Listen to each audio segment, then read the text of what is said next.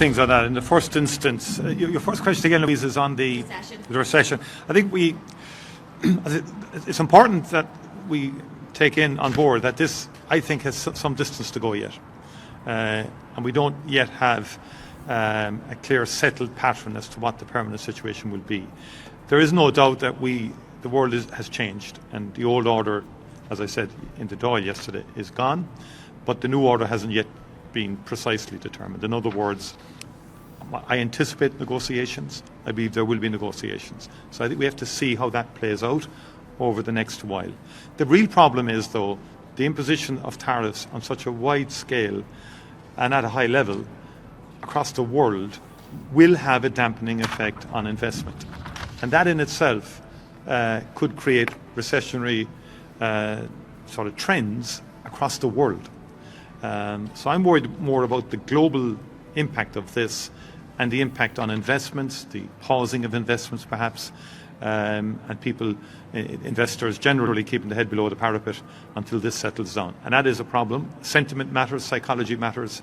The business people and investors want certainty, stability, predictability. They don't have that at the moment, and that's my overarching concern. We don't have specific breakdowns yet, but we will obviously ascertain those.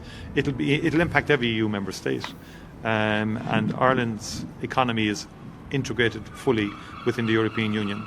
I am concerned about trends within Hungary, and there are procedures there in terms of dealing with member states who we believe have either transgressed the rule of law or who are not really behaving in the full spirit of EU unity or indeed adherence to EU treaties. And there's a step-by-step approach there. I know Commissioner McGrath has responsibilities in the area of rule of law, and I'm very conscious of the citizens of Hungary, many of whom eagerly want to obviously remain within the European Union, want to be part of the European Union.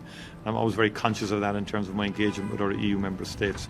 But it is a concern. We've fully supported the ICC. We've provided significant funding, additional funding, above any per capita contribution to the ICC. International rule of law is extremely important, and Ireland will continue to adhere to it.